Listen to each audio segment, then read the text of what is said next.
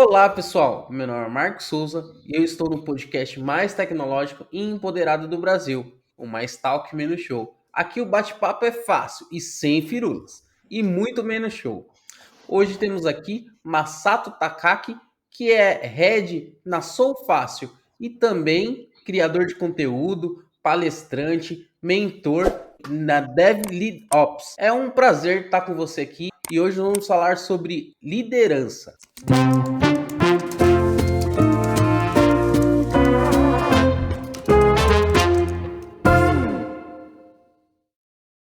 Como você tá? Você tá bem? Tudo bem, Marcos? Tudo bem? Primeiro, um prazer enorme estar aqui conversando com você. Acompanho bastante todos os episódios. Fico muito feliz pelo convite e estar aqui conversando contigo. Opa, prazer é tudo meu, cara. Masato, eu queria que você contasse um pouquinho do seu início com tecnologia, porque o nosso canal aqui, a gente acredita muito que a gente se conecta por histórias, né? Então, para o pessoal te conhecer, quem que é o Masato, conta pra gente um pouquinho sobre você. Bom, Marcos. Cara, minha história com tecnologia começou ainda no colégio, ainda menino. É, Ali com uns 13 anos, 14 anos, aprendendo a fazer uns sitezinhos, mexendo com Flash, mexendo com site para turma, enfim, fotos, na época de vlog, né, coisas assim, há alguns 20 anos atrás. É, Saí do colégio, entrei na faculdade, na faculdade fiz sistema de informação na Universidade Católica, aqui em Brasília, e desde o segundo semestre comecei já a trabalhar, trabalhava muito com a parte da suíte da Oracle, fiquei um tempinho cuidando de banco de dados, aí logo fui para o desenvolvimento efetivamente, comecei a trabalhar dentro de suítes de desenvolvimento com Java, com PLSQL, na suíte Oracle também, e enfim, desde então acho que já são 17 anos profissionalmente e alguns 20 e poucos anos de só de interesse e diversão. Bacana, bacana. É, Passarinho me contou aqui que você foi funcionário público, você teve esse momento aí. Conta um pouquinho pra gente como que foi essa experiência. Pô. Cara, Marcos, eu fiquei, dentro desse período todo, eu fiquei 11 anos e pouquinho dentro do Banco do Brasil. É, Quando eu entrei no concurso do banco, fui direto para tecnologia, consegui transitar por muitos lugares, acho que foi um lugar de muito aprendizado, me formou muito em muitos aspectos. Então, trabalhei desde mainframe, COBOL, Natural, com DB2 de banco de dados, depois fui trabalhar um pouquinho com Java, Node, Python, enfim, consegui dar uma navegada legal lá dentro. E depois de um tempo resolvi que queria navegar por outros mares, conhecer outras coisas, e aí saí do Banco do Brasil e fui para o mercado privado, vamos falar assim, né? Voltei para o mercado privado e estou até hoje. Legal, legal. Cara, e eu queria saber um pouquinho, então, o que que você faz hoje na Sou Fácil? O que que é o cargo de head? Pô, cara, o cargo de head é uma função muito abrangente e depende muito também da abordagem de cada empresa e em que estágio cada empresa está, né? A Sofácil é uma empresa que está num estágio de um high scale grande, né, numa crescente muito grande. Então hoje eu sou responsável por uma business unit de produto, de fintech, então todos os desenvolvimentos de soluções e produtos, serviços financeiros estão na minha estrutura e também acabo fazendo outras funções lá dentro, né? Então eu lidero também o time de dados, então toda a parte de data engineer, de governança, de machine learning está aqui na minha estrutura também. Lidero também frentes de qualidade e agilidade, então as líderes dessas frentes estão comigo também. Mas acredito que uma das principais funções ali do Red é literalmente conseguir direcionar que as nossas frentes estejam seguindo as mesmas estratégias, ligar bastante o negócio com tecnologia, trazer essa possibilidade de como uma empresa tech se movimenta. Então, acho que é a principal função de um head hoje ali dentro da Sofá. Nossa, bacana demais. Legal, essa parte de liderança. eu sou, eu sempre tive muita vontade de saber como funciona, de saber como nasce um líder. Você pode explicar para mim como que nasce um líder? É uma pergunta boa e difícil, né, Marcos? Cara, Marcos, eu vou falar assim, eu acho que liderança é um ponto muito natural. É, a liderança ela é um aspecto nativo, acho que de qualquer ser, assim, né? De ver animais têm aspectos de liderança, né? Você vê matilhas com aspecto de liderança. Então, eu acho que isso vem dentro já no nosso software embarcado já vem liderança. Eu acho que a gente consegue nesse meio do caminho é conseguir se desenvolver melhor nisso e talvez se encontrar melhor nisso, gostar mais disso e entender o valor da liderança de verdade, né? Então, talvez te respondendo diretamente, eu acho que é muito mais a questão de formar e que ambiente que a gente está propício a se formar um bom líder, a cuidar de outras pessoas. A liderança é interessante porque para existir uma liderança dessa forma, a gente precisa de que exista mais de uma pessoa nesse aspecto, né? Então a gente precisa, antes de tudo, saber ouvir, saber falar, saber entender, ter empatia, carinho, cuidado. Então, é, eu acho que a liderança é bem exercida e exercitada. Eu acho que está nesse ponto, assim. Acho que todo mundo tem. A gente só precisa conseguir exercitar isso bem. Não, bacana. Mas tem alguma diferença de um líder para um gestor? Sempre fico nessa dúvida. De líder e chefe, né? Que acho que a gente escuta bastante. É, né? Eu acho que talvez para mim líder e para gestor nesse aspecto está muito mais no que é obrigatório a gente fazer. Então, assim, eu preciso fazer gestão de pessoas, eu preciso fazer one-on-ones, eu preciso dar feedbacks, eu preciso fazer gestão de conflitos, então eu preciso de algumas atividades que eu vou brincar que são talvez as hard skills de um líder. Né? Ele tem que fazer pela função dele, pela estrutura de processos que a empresa que ele está trabalha e ele acaba tendo que cumprir essas etapas. E a liderança, quando a gente escuta nesse aspecto assim, a gente acaba ligando ela muito mais a aspectos de engajamento, de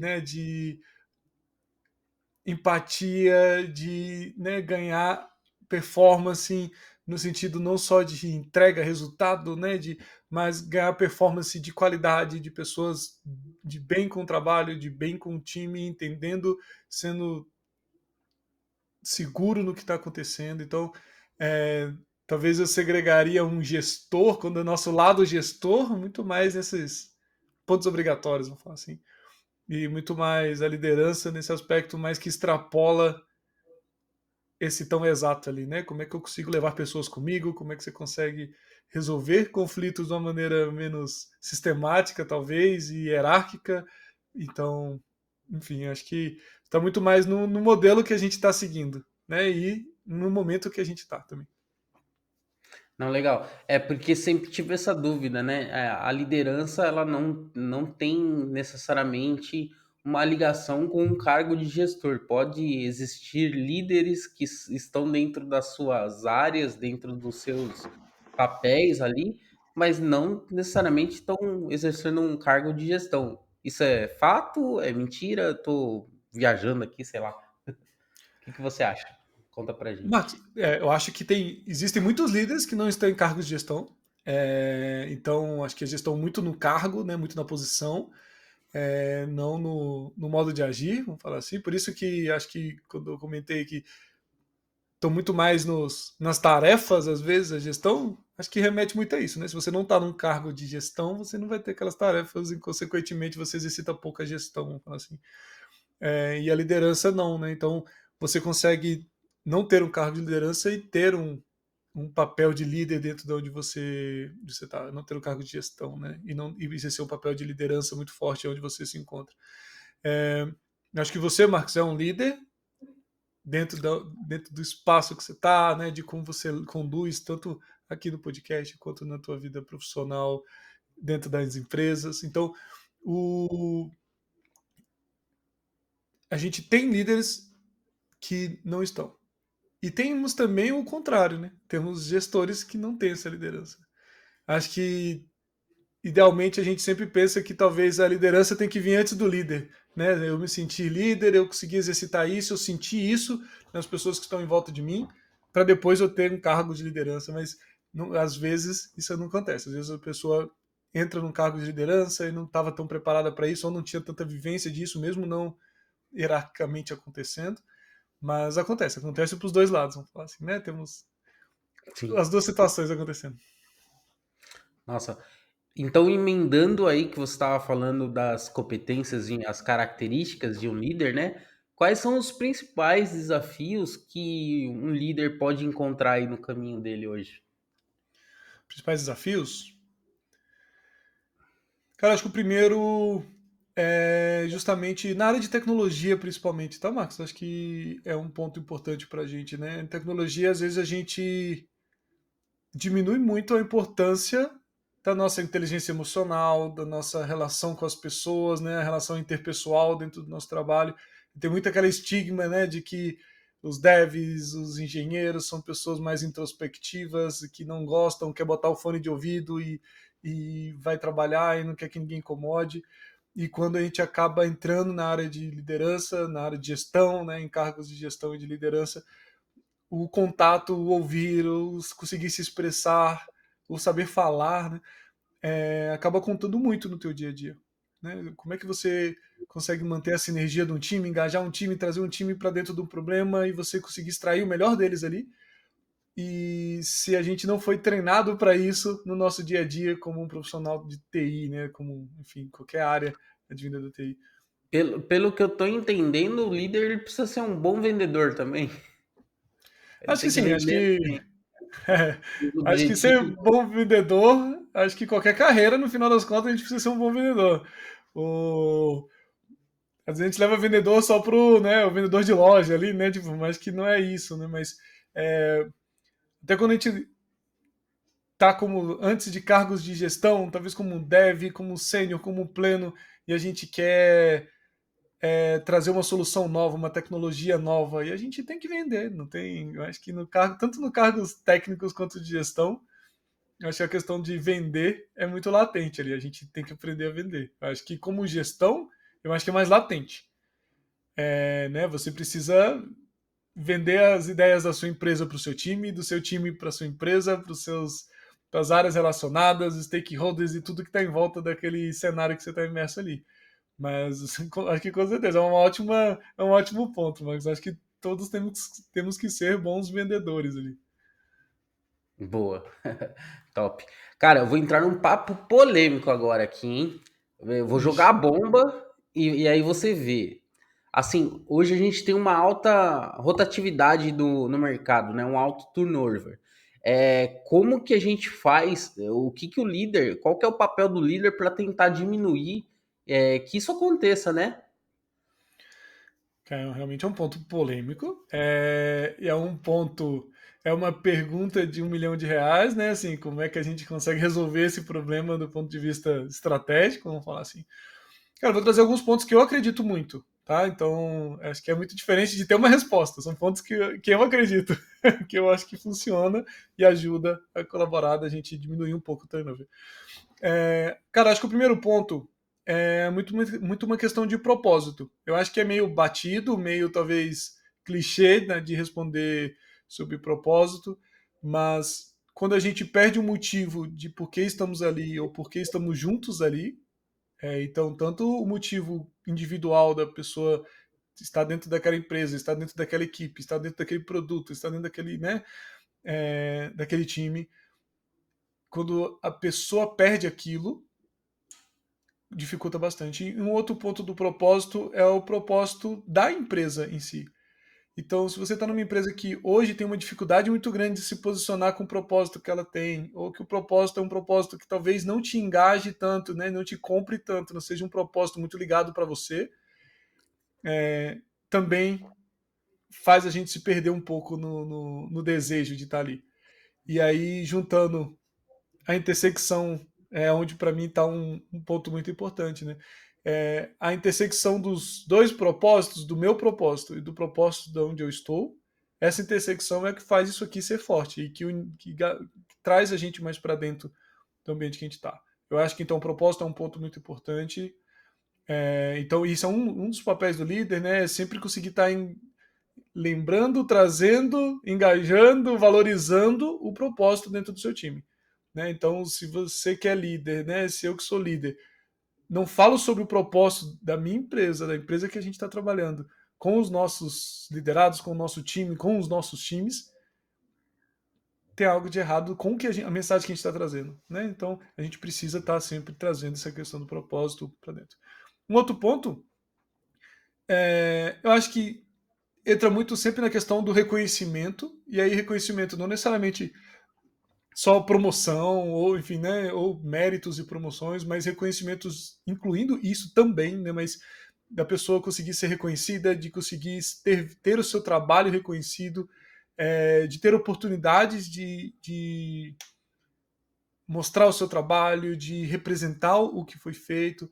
Então, eu acho que essa questão dessa horizontalização das entregas, né, das pessoas poderem apresentar o que foi feito, de conseguir engajar outros times para isso, e também, obviamente, né, ninguém está ali só por isso, né, mas também de ser promovido, de ter um mérito, de ter uma promoção, de ter uma movimentação de muito interesse, ajuda bastante, mas, de novo, acho que tudo isso, se não colado ali pela cola do propósito, também é leviano, né? Quantas pessoas você conhece, a gente já viu, que foram promovidas e no outro mês acabaram saindo de alguma empresa, então não é só isso que garante, mas eu acho que uma união dessas duas coisas colabora bastante para a gente diminuir o turnover. Boa, boa. E eu não parei por aí, hein? Agora vai vir uma mais pesada do que a outra, porque eu vou tocar na ferida. Quero nem saber. Eu quero saber se o líder ele tem a obrigação de fomentar a diversidade dentro da equipe. A gente está entendendo hoje que a gente precisa de mais mulheres dentro da tecnologia, e mais gays, lésbicas e outras classes, outros gêneros. E o que você acha disso? Isso é o papel do gestor, do líder? Cara, com certeza. Eu acho que, inclusive, a gente tem um ponto anterior nesse aspecto de trazer, vamos falar assim, né? Que é a questão de criar um ambiente seguro. Então, muitas vezes a gente vê muitas políticas de inclusão trazer e às vezes a gente não tem um ambiente seguro para estar recepcionando e para estar cuidando e da gente fazer esse ambiente o melhor possível para qualquer diversidade. Então, acho que um ponto muito importante, daí puxando na pergunta, né, da liderança, talvez a liderança ela é muito responsável pela segurança emocional e segurança psicológica de que as pessoas têm dentro do time, tem que ter dentro do time. Partindo daí, a gente exercitando melhor, que nosso time sinta mais segurança, nosso time tenha uma base legal e entenda bem como, né, como a gente tem que cuidar das pessoas ali dentro. Eu acho que, te respondendo também de novo, eu acho que também sim. Então, acho que é um papel da liderança conseguir enxergar nossos gaps de diversidade, enxergar o quanto isso precisa ser incentivado, fortalecido e valorizado. Mas isso é um trabalho que requer trabalho, literalmente, né? A gente tem que cuidar, temos que prestar atenção.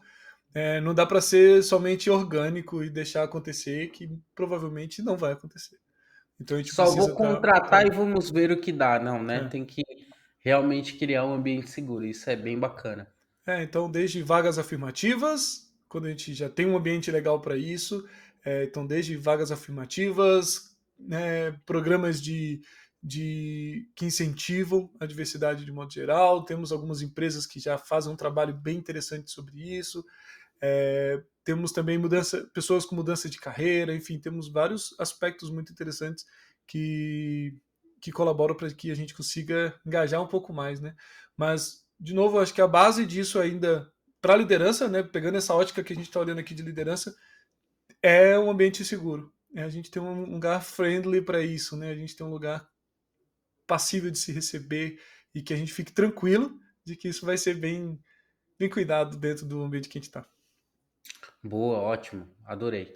Cara, eu vou ser mais incisivo. Vou jogar outra bomba. Eu vou beber água. O que que a gente não pode. Tá. Eu vou jogar outra polêmica. Uma outra ótica. O que que a gente não pode aceitar de um líder hoje em dia? O que que é aquilo que um líder não pode fazer nem de longe, assim, sabe? Que Cara, eu vou pelas partes mais óbvias. Vou falar assim, eu acho que abusos, né? Tipo, abusos psicológicos, abusos físicos, abusos sexuais, enfim, qualquer tipo de abuso, acho que, enfim, é indiscutível. É, a parte ética, então, cara, né, a gente, putz, acho que não tem como você imaginar um líder antiético e liderando por interesses, né? Não dá. liderando isso, e, cara, é, não ligando pro próximo, né, enfim, a gente teria muitos exemplos péssimos para dar sobre isso, no sentido, né, de exemplos. O, cara, liderar pelo resultado somente, no sentido de você não lidera resultados, você lidera pessoas. Né? Tem frases LinkedIn boas disso, né? Você lidera pessoas e pessoas dão resultados, né? Isso que a gente vê. Mas, e é bem isso, mas para mim é mais isso no aspecto de quando a gente não bota as pessoas no primeiro plano. Eu acho que para mim, né, saindo um pouco de coisas mais polêmicas ou mais óbvias nesse aspecto, mas acho que o líder não pode esquecer que ele é líder de pessoas. Né? Então talvez esse seja um erro muito básico que a gente enxerga ainda, né? Tirando erros muito evidentes ali. Ufa! Ufa. Agora dá pra gente descansar. Agora vamos para uma parte mais tranquila da nossa conversa. Eu conheci a DevLeadOps, um post no LinkedIn. Logo fui ali falar com você e a gente ficou trocando ideia, assim, mais de 2 horas, assim. Foi muito especial para mim, eu lembro daquela conversa como hoje. E eu queria que você falasse um pouquinho da DevLeadOps, como que ela se tornou uma mentoria, possivelmente um curso futuramente. Conta um pouquinho pra gente. Bom, é interessante porque a sua pergunta veio num momento muito bom da nossa conversa, porque eu acredito que o DevLeadOps surgiu principalmente por tudo que a gente conversou aqui. Tipo, acho que a gente conseguiu fazer um pitch da DevLeadOps nos últimos minutos. O DevLeadOps surgiu muito de uma inquietude minha em relação à liderança de TI. Aí eu falo bastante especificamente sobre a área de TI. Muito dessa questão de, da gente não se preparar para isso, de modo geral, as pessoas não estarem preparadas para isso, e eu estou generalizando, obviamente que tem muita gente preparada, muita gente se preparando, então eu estou falando muito de maneira geral e muito de vivências que eu tive. Então, o DevLeadOps ele vem para tentar unificar os skills de desenvolvimento, de operações, de DevOps, junto com essa brincadeira do nome, né, do DevLeadOps, da gente poder ter um perfil técnico, ter um perfil e também ter um perfil de liderança muito forte ali no meio, né? Então, por isso que a palavra lead ali no meio, para a gente conseguir trazer requisitos, questões, skills, né, e de liderança para isso. Então, hoje é uma área que predominantemente é carente de lideranças e boas lideranças, né, puxando assim. E essa é a minha inquietude nesse aspecto, né, de como é que eu consigo contribuir para isso.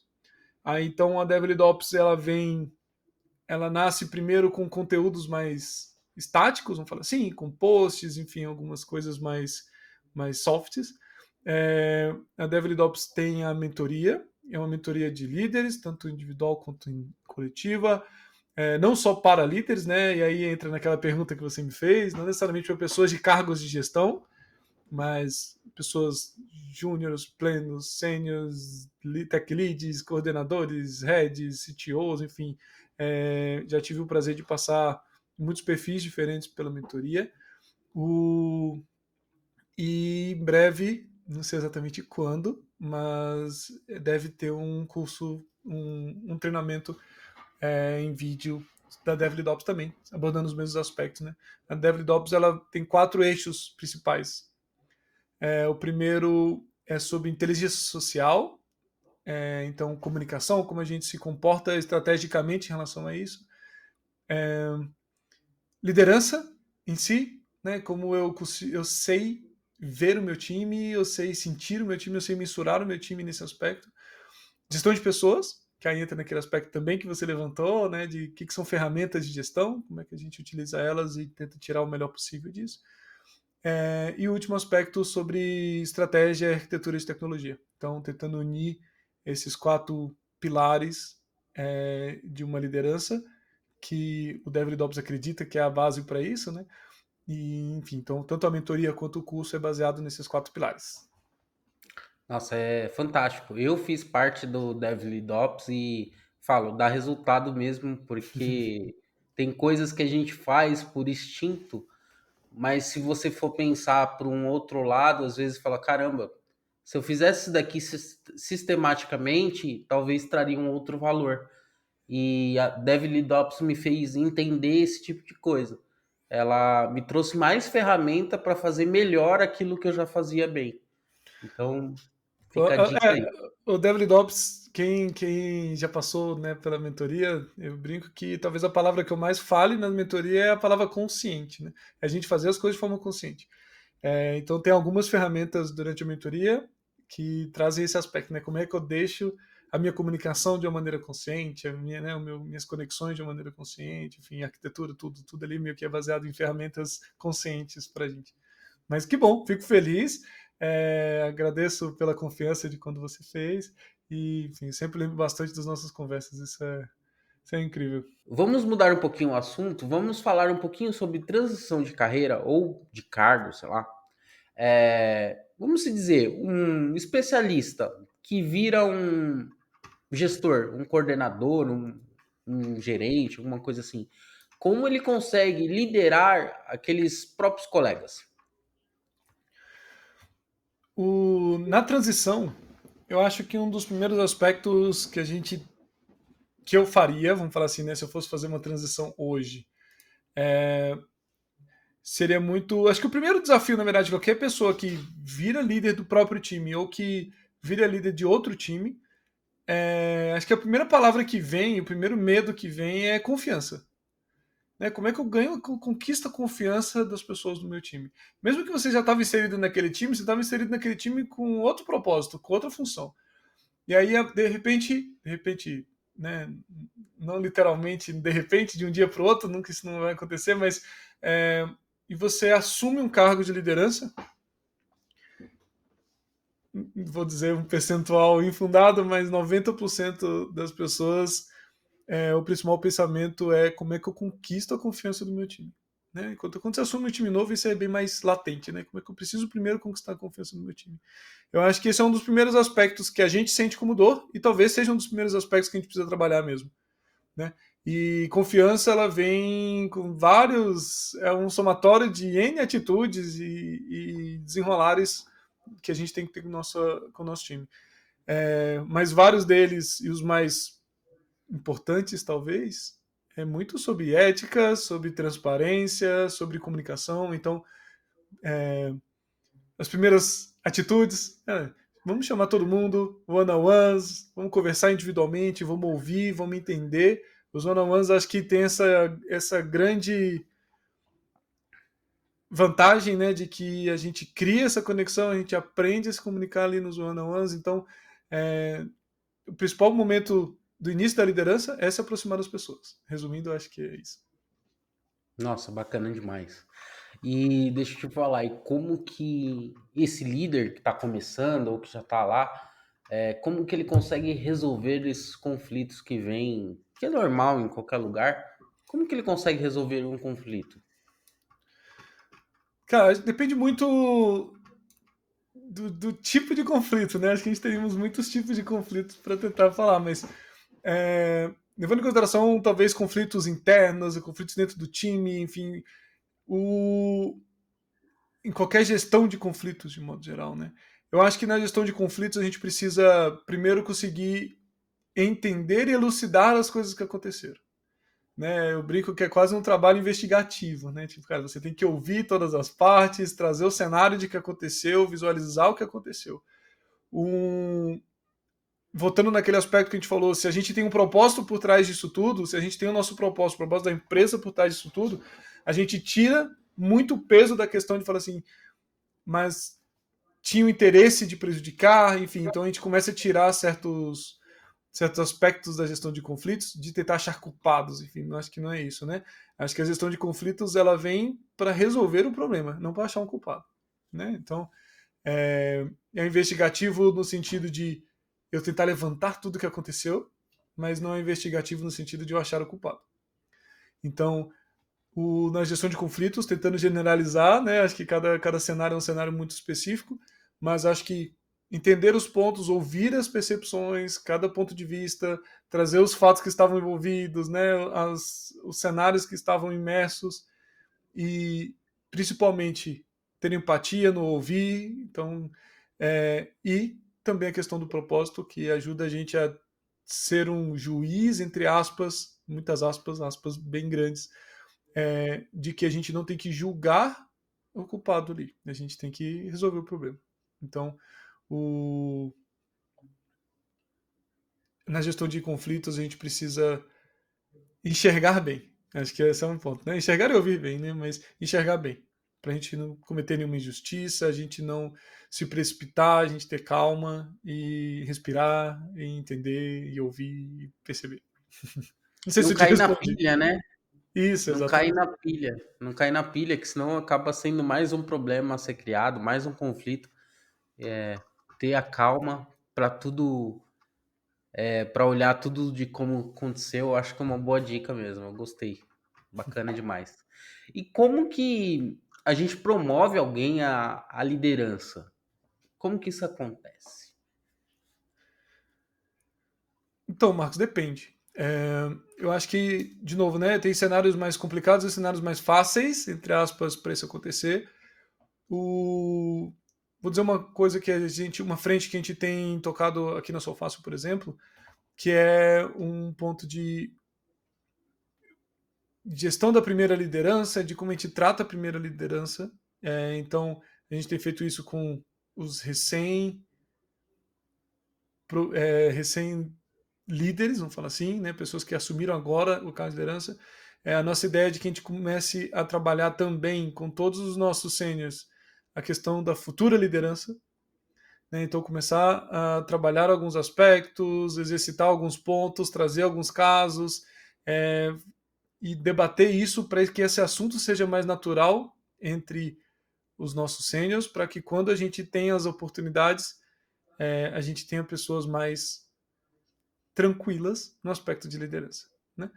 Então, e também, obviamente, temos a questão de trazer líderes, às vezes, de fora da própria organização, que tem um outro contexto um pouco diferente, que a gente acaba tentando entender já aspectos de liderança prontos nas pessoas. Né?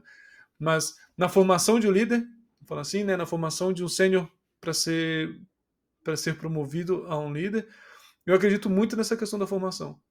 Então, é um aspecto que, aos poucos, eu gosto de ir pensando, trago esse assunto de vez em quando ali, mas a gente tem estruturado um programa um pouco mais específico para isso, né? Uma futura liderança mesmo. Trazer os sêniors e debater sobre problemas, falar sobre gestão de conflitos, falar sobre diversidade, falar sobre gestão de pessoas. Então, a gente trazer esse assunto ali para que esse assunto não seja surpresa para ninguém, né? Acho que o ruim da liderança é, de repente, igual você falou, né? De repente me tornei líder, e agora? Né? Tipo, o que eu faço? Eu não sei nem o que tem que fazer. Então, a gente ter pessoas já preparadas é tanto bom para as pessoas que estão assumindo as funções, quanto para a gestão, que está colocando pessoas mais tranquilas com a situação. Nossa, bacana demais. E você tem alguma ideia de quanto tempo demora uma formação básica, assim, sei lá, um aperfeiçoamento, sei lá? Existe tempo? Tem como mensurar isso em tempo? Marcos, acho que não, porque vou pegar um exemplo que você me deu, né? Às vezes tem pessoas que já são líderes mesmo sem ter um cargo de gestão. Então talvez as Uhum. pessoas estão super já propensas a que seja rápido essa transição. Tem pessoas que não, que talvez nunca nem se imaginaram num cargo de gestão e não exercitam nada muito de liderança, vamos dizer assim, não hierárquica dentro do que acabaria tendo um tempo maior. Eu vou te dizer um tempo que não é numérico. Eu acho que o tempo ele é o tempo que a pessoa entende o que é ser líder.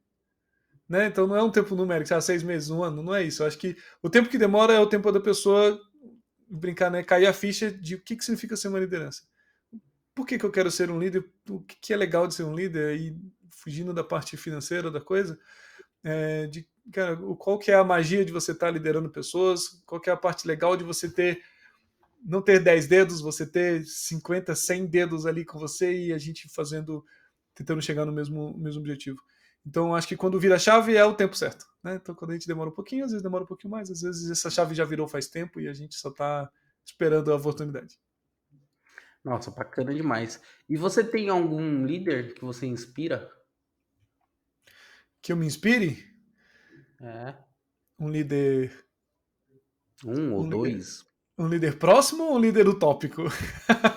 Tópico: Bill Gates, Steve Jobs, Elon Musk, sei lá. Cara, acho que não vou tão longe. É, por exemplo, eu vou dar um exemplo, Um mais, antigo líder também. vou tentar ser mais brasileiro.